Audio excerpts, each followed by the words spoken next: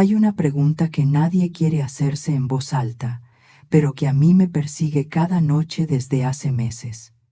¿Qué pasa cuando la persona que más amaste en esta vida resulta ser la que más daño te hizo? No sé exactamente cuánto tiempo me queda. Los médicos hablan en probabilidades, en porcentajes, en plazos que suenan más a condena que a diagnóstico. Lo que sí sé, con una certeza que duele más que cualquier enfermedad, es que voy a morir. Y que, cuando eso suceda, voy a hacerlo solo. No porque no tenga familia, sino porque la familia que yo construí, ladrillo por ladrillo, sacrificio por sacrificio, decidió que yo ya no valía la pena. Mi nombre es Graciela. Tengo 74 años. Una enfermedad en los pulmones que avanza más rápido de lo que me gustaría, y una historia que cargué en silencio durante demasiado tiempo. Hoy, en este cuarto de paredes blancas que huele a desinfectante y olvido, decidí que ya es suficiente, que alguien tiene que saber lo que pasó, que si hay algo que todavía puedo hacer bien antes de irme, es contar la verdad. Nací en un pueblo pequeño del interior, de esos donde todos se conocen y nadie tiene demasiado, pero tampoco le falta lo esencial. Mi madre lavaba ropa ajena. Mi padre trabajaba en el campo. Éramos pobres con dignidad, que es la única forma de pobreza que no destruye el alma. Desde niña aprendí que las cosas que valen en esta vida no se heredan, se ganan. Y me lo creí tanto que le di toda mi vida a esa idea. Cuando me casé con Ernesto, no teníamos nada, literalmente nada. Una habitación alquilada, 2 colchones prestados y las ganas de comernos el mundo. Él trabajaba en construcción. Yo cosía uniformes para una fábrica textil que quedaba a 40 minutos en autobús. Los primeros años fueron duros, pero éramos jóvenes, y el amor tiene esa manera de hacer que hasta el frío parezca soportable. Tuvimos 3 hijos, Mónica, la mayor. Después vino Rodrigo, y al final, casi como una sorpresa de Dios, llegó Valentín, el más pequeño. Los crié con todo lo que tenía: tiempo, trabajo, desvelos y una cantidad de amor que jamás podría medirse. Ernesto falleció cuando Valentín tenía apenas 12 años. Un infarto, rápido, sin aviso, como suelen ser las cosas que más nos rompen. De un día para el otro me convertí en todo para mis hijos: madre, padre, sostén económico y árbol al que aferrarse cuando el mundo se movía. Trabajé el doble, cosí el triple. Vendí tamales los fines de semana, limpié casas ajenas, bordé manteles hasta que los dedos me dolían. Nunca les dije a mis hijos lo dura que era la situación, porque no quería que cargaran con ese peso. Ellos tenían que estudiar, tenían que crecer, tenían que ser lo que yo nunca pude ser. Y lo fueron. Los 3 terminaron la preparatoria. Mónica estudió administración. Rodrigo encontró trabajo en una empresa de logística. Valentín, el más inteligente de los 3 según sus maestros, consiguió una beca para estudiar ingeniería. El día que Valentín me mostró la carta de la beca, lloré. Lloré como no lo había hecho desde el velorio de Ernesto. Porque en ese papel estaba todo. Cada noche sin dormir, cada par de zapatos remendado, cada cumpleaños con pastel de menos capas, había valido la pena. O al menos eso creí. Durante años, la relación con mis hijos fue lo que cualquier madre soñaría. Me llamaban seguido, me visitaban en las fechas importantes. Cuando enfermé por primera vez una bronquitis fuerte que me tuvo 2 semanas en cama, Mónica vino a quedarse conmigo sin que yo tuviera que pedírselo. Rodrigo me mandaba dinero, aunque yo nunca se lo pedí. Y Valentín, desde donde vivía, me llamaba casi todos los días solo para preguntarme cómo estaba. Pero eso fue antes de que llegaran ellas. No digo esto con odio, lo digo con la frialdad de quien ya pasó por el dolor y ahora solo quiere entender. Las nueras, porque de eso hablo, de las esposas de Rodrigo y Valentín, no son malas personas. Estoy convencida de eso. Son mujeres que querían lo mejor para sus matrimonios. El problema es que, en su definición de lo mejor, yo no cabía. Pero lo que hizo Mónica fue diferente. Mucho más diferente. Y de eso también voy a hablar. Porque Mónica no tiene marido que la influencie. Mónica tomó sus decisiones sola, con plena conciencia, y eso es lo que más me costó aceptar, lo que más me duele todavía, lo que me quita el sueño incluso ahora que ya no me queda mucho sueño por perder. Pero no quiero adelantarme, porque esta historia, para entenderse bien, hay que vivirla desde el principio. Y el principio fue el día que me diagnosticaron. Era un martes de febrero. Fui sola al hospital porque no quería preocupar a nadie por lo que yo pensaba que sería una revisión de rutina. El médico me miró de esa manera que los médicos miran cuando las noticias son malas. Con calma profesional y una leve tristeza en los ojos que no puede disimularse.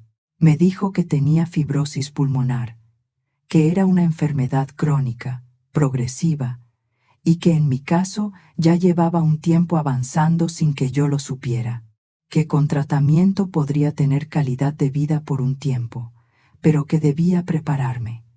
Salí del hospital y me senté en una banca de la plaza que quedaba enfrente. Hacía frío. La gente pasaba apurada, con sus bolsas de mandado, con sus niños de la mano, con sus propias vidas a cuestas. Y yo me quedé sentada ahí, mirando el suelo, pensando en una sola cosa. ¿A quién le digo? La respuesta obvia debería haber sido: a mis hijos. Pero en ese momento, sin saber bien por qué, sentí un miedo extraño. No el miedo a morir, sino el miedo a lo que esa noticia podría mover en ellos, a lo que podría revelar, como si una parte de mí ya supiera, sin habérselo dicho todavía, lo que vendría después. Les conté esa misma noche. Y lo que ocurrió en los días siguientes fue lo último que yo esperaba de las personas a las que le había dado todo. Parte 2. Cuando el amor tiene condiciones, llamé a Mónica primero. Era la mayor. Siempre había sido la que cargaba con las responsabilidades de la familia desde que Ernesto murió. Le conté todo. El diagnóstico, lo que dijo el médico, el nombre de la enfermedad que ella tendría que buscar sola en internet porque yo todavía no lo sabía pronunciar bien. Hubo un silencio largo del otro lado de la línea. Después ella dijo: «Ay, mamá, solo eso». 2 palabras, y en ese tono sentí algo que no supe identificar en ese momento, pero que con el tiempo entendí perfectamente: alivio. Como si una parte de ella hubiera estado esperando este momento para tomar una decisión que ya tenía tomada. Al día siguiente, Mónica vino a verme. Llegó con una caja de pasteles, su manera de siempre de suavizar las conversaciones difíciles. Se sentó en la sala, tomó un sorbo de café y me habló con una calma que todavía hoy me eriza la piel. Me dijo que había hablado con sus hermanos, que los 3 estaban de acuerdo, que lo más sensato, esa fue la palabra que usó, sensato era que yo dejara la casa y me fuera a vivir a un lugar donde pudiera recibir atención médica adecuada. Le pregunté a qué lugar se refería, y ella, sin bajar la mirada, me dijo que había encontrado una residencia para adultos mayores, que tenía buenas instalaciones, que el personal era amable, que quedaba a 40 minutos de la ciudad. Me quedé sin palabras, no porque no tuviera nada que decir, sino porque tenía demasiado. Porque de repente entendí que esa conversación no era nueva, que Mónica, Rodrigo y Valentín habían tenido esa conversación sin mí. Probablemente varios días antes de que yo les dijera lo del diagnóstico. quizás incluso antes. Le pregunté, ¿y mi casa? Y ella dijo algo que jamás olvidaré mientras viva, que afortunadamente o desgraciadamente no va a ser mucho tiempo más. Mamá, la casa puede ayudar a cubrir los gastos del asilo. Sería lo más lógico. Lo más lógico. La casa donde nació Mónica. La casa donde Rodrigo aprendió a caminar. La casa donde Valentín hizo sus primeras tareas de ingeniería en la mesa del comedor. La casa que Ernesto y yo construimos con años de trabajo, de sacrificio, de noches en que no alcanzaba para la renta y teníamos que pedir prestado. La casa donde yo pensaba morir, rodeada de mis cosas, de mis recuerdos, de los cuadros que pinté yo misma los fines de semana cuando los hijos ya eran grandes. Esa casa tenía que venderse para pagar el asilo al que me estaban mandando. No lloré frente a Mónica. Eso también lo aprendí de mi madre. Las lágrimas son para cuando estás sola. Le dije que necesitaba tiempo para pensarlo. Ella asintió, se terminó el café, y antes de irse me dijo: «Te queremos mucho, mamá. Es por tu bien». Esa noche sí lloré. Lloré muchísimo. En los días siguientes hablé con Rodrigo y con Valentín por separado. Esperaba que uno de ellos, quizás el más pequeño que siempre había sido el más sensible, me dijera que no estaba de acuerdo, que me defendiera, que dijera: «Mamá, tú te quedas en tu casa y nosotros nos turnamos para cuidarte». Eso era lo que yo esperaba, lo que creía merecer después de tantos años. Rodrigo fue el primero en llamarme. Su mujer, Isadora, estaba de fondo. No la escuché hablar, pero supe que estaba ahí, porque Rodrigo hablaba en ese tono que tiene cuando no está solo y no quiere que lo escuchen disentir. Me dijo que Mónica tenía razón, que él no podía recibirme en su casa porque tenían 2 niños pequeños y el departamento era chico, que el asilo era la mejor opción, que él iba a visitarme seguido. Cada 15 días, me prometió. Valentín tardó más en llamar. Cuando lo hizo, su voz sonaba diferente, cansada, como si él también hubiera peleado esa batalla internamente y la hubiera perdido. Me dijo que entendía lo difícil que era la situación, que ojalá las circunstancias fueran otras, que su esposa, Lorena, estaba embarazada, cosa que yo no sabía, y que me dolió enterarme así, de paso, en medio de esa conversación, y que en ese momento no podían asumir una carga adicional. Una carga adicional. Así me llamó mi hijo menor, la persona que durante 12 años fue mi razón para levantarme a las 5 de la mañana a preparar el desayuno antes de ir a trabajar. La carga adicional. Les dije que sí. Les dije que sí a todo, porque ya no tenía fuerzas para pelear. Porque pelear habría significado decirles cosas que no tenían vuelta atrás. Porque seguía siendo su madre aunque ellos hubieran dejado de ser mis hijos en el sentido que importa. Me mudé al asilo 3 semanas después. Traje lo que cabía en 4 cajas. El resto, los muebles, los cuadros, las fotos, la máquina de coser con la que había trabajado 30 años, quedó en la casa mientras Mónica se encargaba del proceso de venta. Ella actuaba como si estuviera haciendo un favor enorme, como si el esfuerzo administrativo de vender la casa de su madre moribunda fuera una prueba de amor. La residencia no era mala, eso tengo que reconocerlo. Las enfermeras eran amables, la comida era decente, y había una pequeña terraza donde podía sentarme en las tardes a ver el jardín. Pero era un cuarto ajeno, con olor ajeno, con silencios ajenos. Y yo, que había dormido en la misma cama durante 40 años, me desperté el primer día en esa cama de hospital y tardé varios segundos en recordar dónde estaba y por qué Rodrigo vino a verme el primer fin de semana. Solo, sin Isadora. Me trajo frutas y una revista de crucigramas que yo nunca hago, pero que él debió pensar que a todos los viejos les gustan. Estuvimos 1 hora juntos. La conversación fue incómoda, llena de silencios que ninguno de los dos sabía llenar.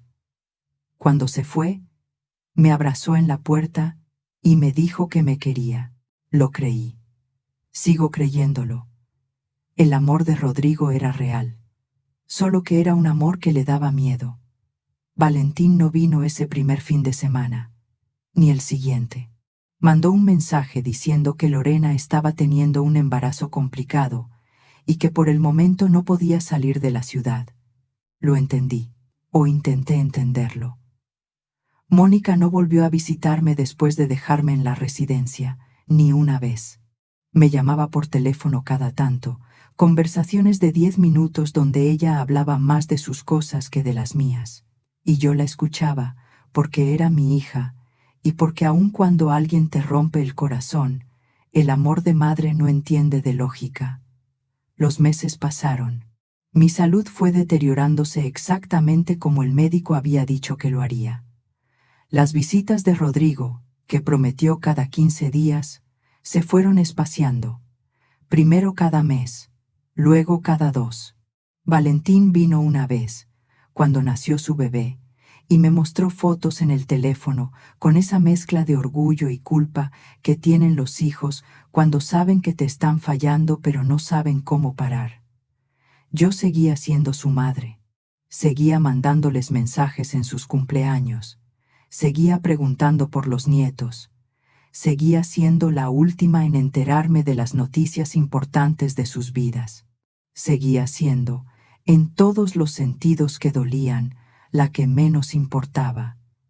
Hasta que una noche de octubre, en esa cama de residencia que había dejado de sentirse extraña, solo porque ya no tenía fuerzas para extrañar otra cosa, tomé una decisión que cambiaría todo, que ninguno de mis hijos esperaba, y que yo misma, si me hubieran preguntado hace 10 años, jamás hubiera creído que tendría el valor de tomar. Parte 3. Lo que nadie vio. Había una enfermera en la residencia. Se llamaba Carmen. Tenía unos 40 años, pelo corto y una sonrisa que llegaba antes que sus palabras. Era la que me traía el medicamento de las 9 de la noche, y siempre se quedaba unos minutos a conversar, aunque su turno ya hubiera terminado. Al principio yo pensé que era parte del protocolo, que así trataban a todos los pacientes. Pero con el tiempo me di cuenta de que Carmen tenía algo especial. Genuinamente le importaba a la gente. Fue con Carmen con quien hablé esa noche de octubre. Le conté todo: la enfermedad, mis hijos, la casa, el asilo, los silencios por teléfono. Ella me escuchó sin interrumpir, sin ese gesto condescendiente de quien ya escuchó la misma historia 1000 veces. Y cuando terminé, me dijo algo muy simple: ¿Y usted qué quiere, doña Graciela? Nadie me había preguntado eso en mucho tiempo. ¿Qué quería yo? No qué necesitaba según el médico, no qué era lo más conveniente según Mónica, no qué les quedaba bien según el horario de Rodrigo. ¿Qué quería yo? Le respondí sin pensar mucho: quiero que lo que me queda de vida sea mío.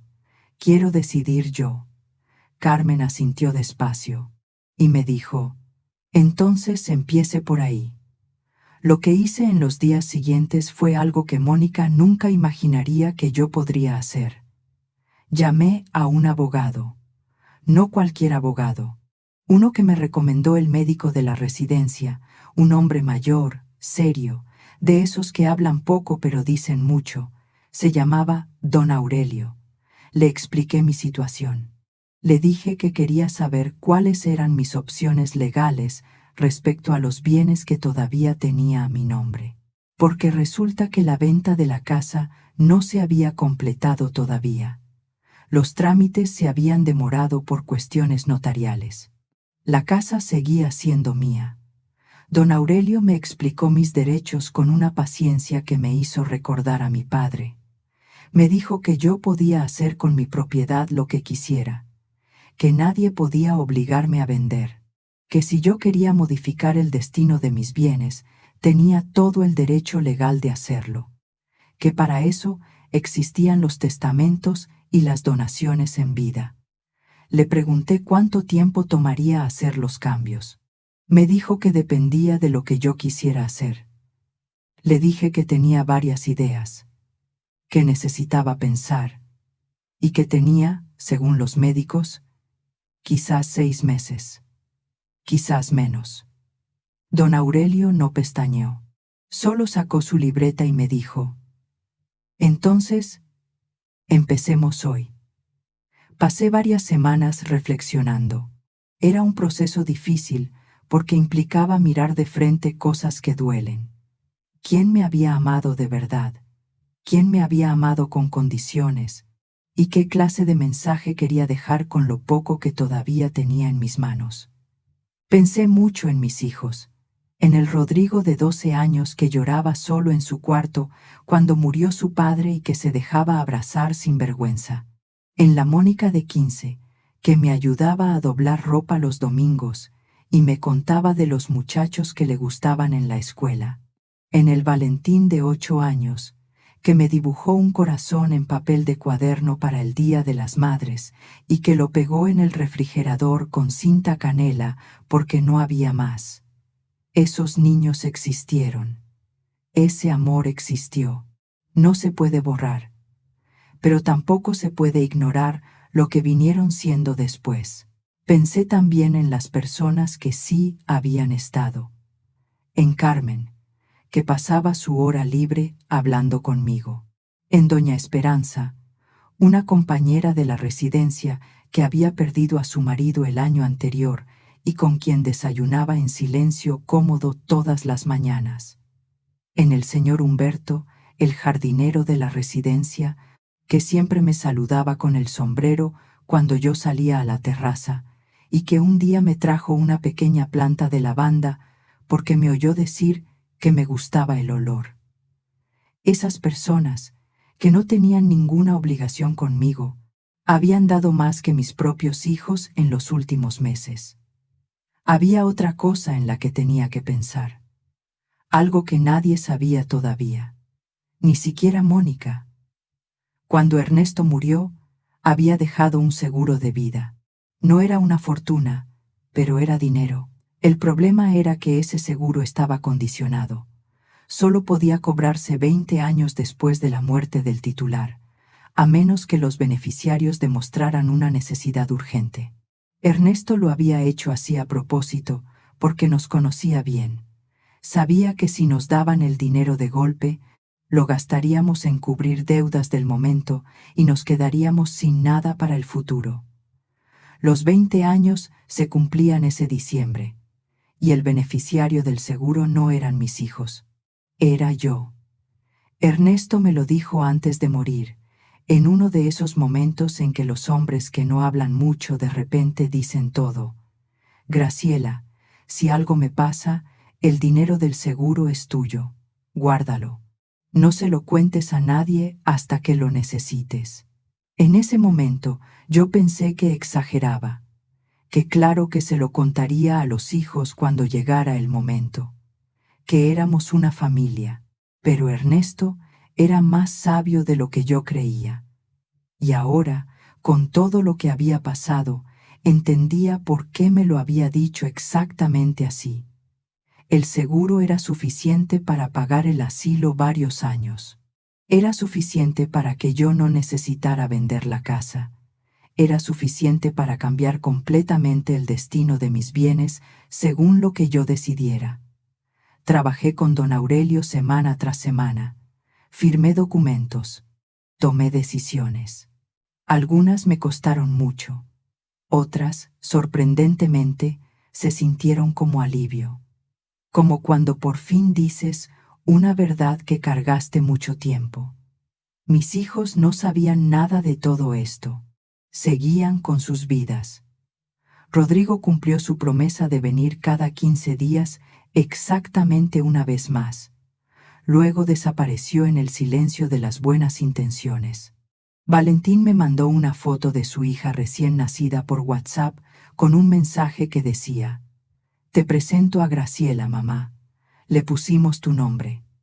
Eso sí me hizo llorar, no de tristeza.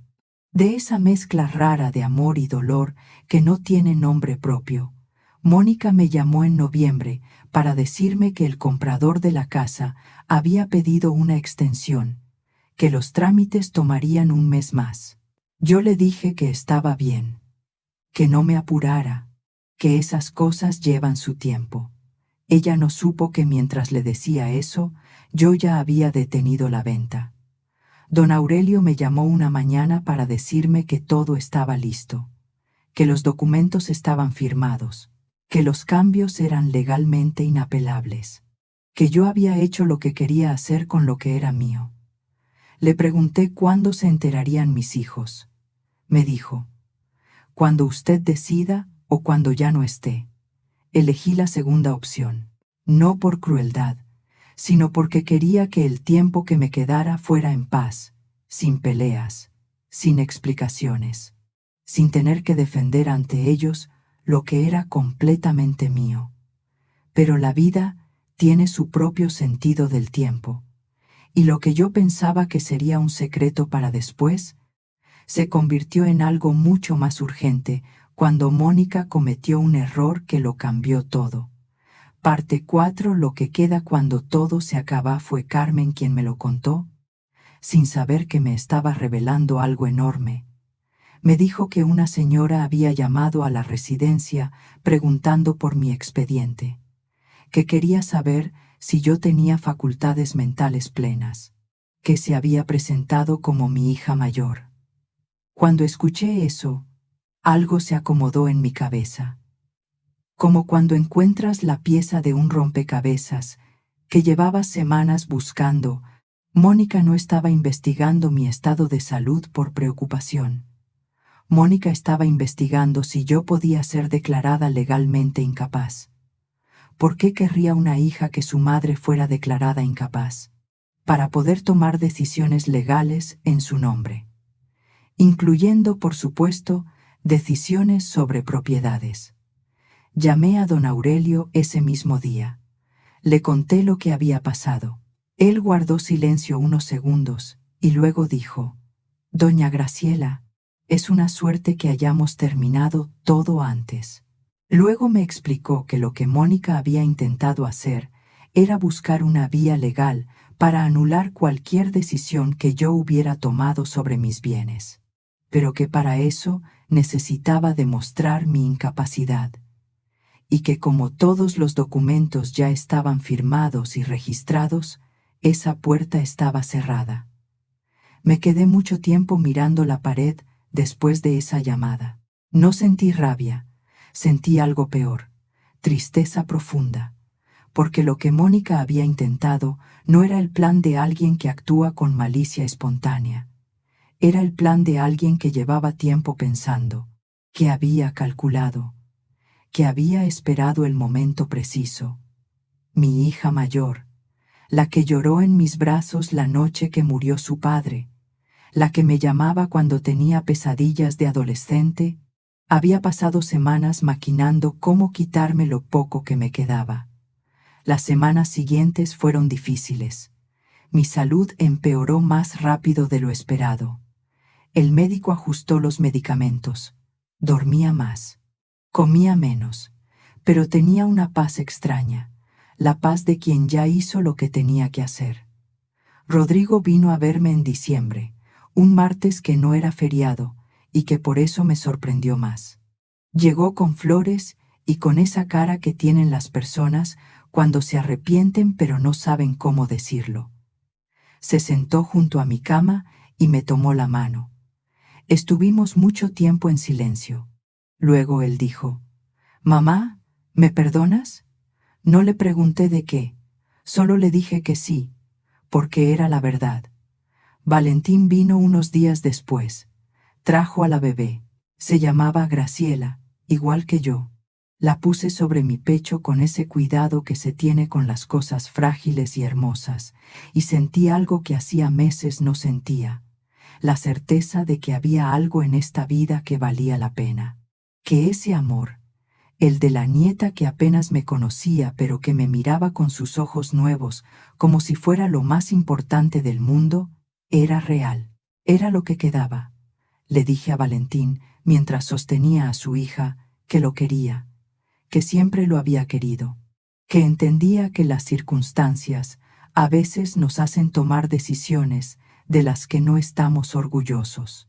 Él no dijo nada, solo apoyó la cabeza en el borde de mi cama y se quedó así unos minutos. Creo que lloró. No lo vi bien porque yo también estaba llorando. Mónica no vino. La llamé yo. Le dije que quería verla. Ella puso excusas durante 2 semanas. Al final le mandé un mensaje que decía solo: «Mónica, no tenemos mucho tiempo». Eso la movió. Vino un sábado por la mañana. Fue la conversación más difícil que he tenido en mi vida. No le dije que sabía lo de la llamada al asilo. No lo necesitaba.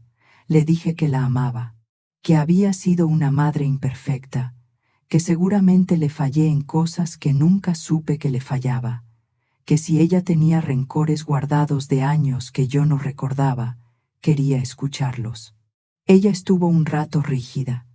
Luego algo en ella se rompió y empezó a hablar. Me dijo cosas que dolieron, que sintió que siempre tuve más paciencia con los niños que con ella, que era la mayor y la que más cargaba, que cuando su padre murió yo me concentré tanto en sobrevivir económicamente, que a veces ella sentía que la había dejado sola con su propio dolor, que el resentimiento fue creciendo en silencio durante años, que cuando llegó la enfermedad vio una salida y la tomó sin pensar bien lo que estaba haciendo. La escuché todo el tiempo. No me defendí, porque aunque algunas cosas me dolieron por injustas, otras me dolieron por ciertas, y porque esa conversación no era para ganarla, era para cerrar algo. Al final le dije: «Mónica, ya hice lo que tenía que hacer con mis cosas.